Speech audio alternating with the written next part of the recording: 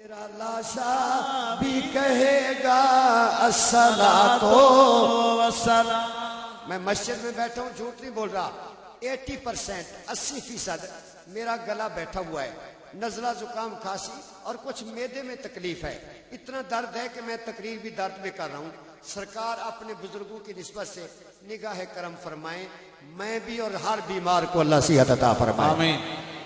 اس لیے ہم نے آواز نہیں دیکھنی، صرف الفاظ دیکھنے. میں وہ سنی جمیل قادری مرنے کے بعد. شہباز بڑی خوشی ہے. میں وہ سنی ہوں جمیل قادری مرنے کے بعد. میں وہ سنی ہوں جمیل قادری مرنے کے بعد. میرا لاشا بھی کہے گا الصلاۃ والسلام. میرا لاشا بھی کہے گا الصلاۃ والسلام.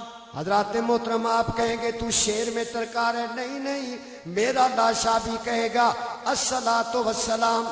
اعلی حضرت امام اہل سنت مجدد دین و ملت، سنیوں کے لیے ہندوستان میں اللہ کی برکت، امام احمد رضا بریلوی رحمت اللہ تعالی علیہ، جنہوں نے قرآن پاک کا وہ ترجمہ لکھا کہ ہر لفظ سے عشق نبی کی خوشبو آتی ہے. سبحان اللہ. بے شک.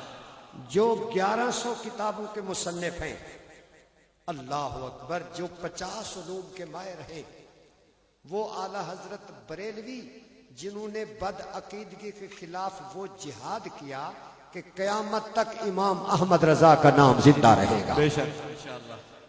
اعلی حضرت بریلوی رحمت اللہ علیہ 25 صفر آپ کے وصال کا دن ہے. جب آپ کا وصال کا دن آیا، جمعۃ المبارک کا روز تھا. جمعہ کے دن صبح کے 10 بجتے ہیں، آپ دونوں بیٹوں کو بلاتے ہیں، اور میرے امام کے دونوں بیٹے بھی ولی تھے. سبحان اللہ. حجت الاسلام حضرت الشاہ حامد رضا خان، مفتی اعظم ہند شاہ مصطفیٰ رضا خان، آپ نے دونوں صاحبزادوں کو بلایا. فرمایا بیٹا کیا وقت ہوا ہے؟ ابو 10 بج گئے. آپ نے فرمایا میرا کمرہ چھوڑ دو، چلے جاؤ باہر، مجھے تنہا رہنے دو.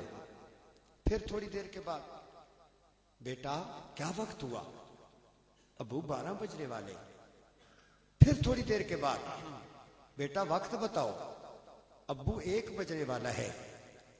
تو دونوں صاحبزادے عرض کرنے لگے ابو یہ بار بار آپ ہمیں بلاتے ہیں اور وقت پوچھتے ہیں.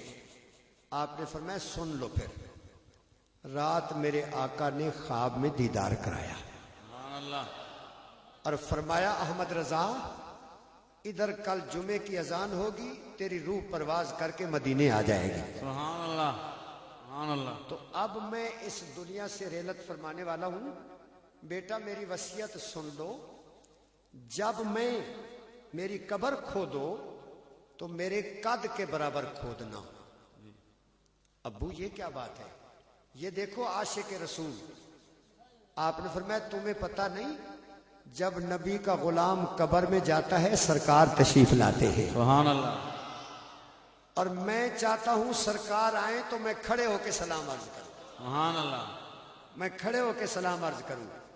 یہ ہے اہل سنت کے امام کا عقیدہ. اہل سنت کے امام کا عقیدہ میرے آقا سرور کائنات. اس لیے لاہور میں داتا کی نگری میں ایک ہمارے بزرگ عالم دین تھے، چند ماہ پہلے فوت ہو گئے، علامہ الہی بخش قادری رحمت اللہ تعالی علیہ. میں اس وقت پنجاب یونیورسٹی میں پڑھتا تھا، ایم اے کا طالب علم تھا، اور کبھی کبھی علامہ الہی بخش صاحب کی تقریریں سنتا تھا. تو آپ ایک بہترین جملہ کہتے تھے. آپ فرماتے تھے لوگ کتاب لے کے مسجد میں کھڑے ہو جاتے ہیں، قبر میں بچھو ہوں گے، قبر میں سانپ ہوں گے، کہتے ہیں لازمی ہوں گے جو نبی کا نام نہیں چنتا، جو یا رسول نہیں کہتا لازمی ہوں گے. لیکن ہمارا کیا حال ہوگا؟ اعلیٰ حضرت امام اہل سنت الشاہ احمد رضا خان بریلوی رحمت اللہ علیہ آپ فرماتے قبر میں لہرائیں گے تا حشر چشمے نور کے. سبحان اللہ. کیا بات ہے. قبر میں اور سنی بریلیو تمہارا عقیدہ کیسا پیارا ہے. ہمارے امام فرماتے قبر میں لہرائیں گے تا حشر چشم نور کے. قبلہ میں گورنمنٹ ہائی اسکول شجاباد میں پڑھتا تھا میٹرک میں, اور میں نے ایک فقرہ سنا تھا چراغ تلے اندھیرا. تو مجھے اس کا مطلب سمجھ نہیں آتا تھا یہ کیا ہے چراغ تلے اندھیرا. آج سمجھ آئے جو پچھلے پردے بیٹھے اگلے چوکی تے بیٹھے یہ ہے چراغ تلے اندھیرا. تو سارے پڑھیے جناب قبر میں لہرائیں گے تا حشر چشم نور کے. نہیں ایک بچہ پیپل پارٹی کا ہے پڑھتا ہی نہیں ہے. پڑھ بیٹا. قبر میں لہرائیں گے تا حشر چشم نور کے. قبر میں لہرائیں گے تا حشر چشم نور کے. جلوہ فرما ہوگی جب طلعت رسول اللہ کی. جلوہ فرما ہوگی جب طلعت رسول کی. یہودی نے کہا کہ یہ کیسا ہو سکتا ہے یار, یہ تو پاؤں بھی چوم رہے, سرکار کے پاؤں کو بوسہ دے رہے اور صلاۃ و سلام پڑھ رہے ہیں. تو یہودی نے جب دیکھا نا تو وہ دوسرے قدم مبارک پہ گر گیا سبحان اللہ اور پڑھنے لگا لا الہ الا اللہ محمد الرسول اللہ. اللہ اکبر صلی اللہ علیہ وآلہ وسلم. اللہ اکبر. اسی جذبہ صادق کے صدقے اللہ ہمیں نبی کی شفاعت نصیب فرمائے, اور اللہ اہل سنت و جماعت بریلوی عوام علماء اور مشائخ کو متحد فرمائے, اور پاکستان کو اللہ کریم سنیت کا مرکز بنائے, اور ہمیں غیرت مند علماء عطا فرمائے. ہماری رہنمائی اسی طرح کریں جیسے امام نورانی نے فرمائی تھی. میرے آقا سرور کائنات علیہ السلام کے غلاموں جھک گئے سر ہرنیوں کافر کے دونوں ساتھ ساتھ, رکھ دیے خود مصطفیٰ نے ان کے سر رحمت کے ہاتھ.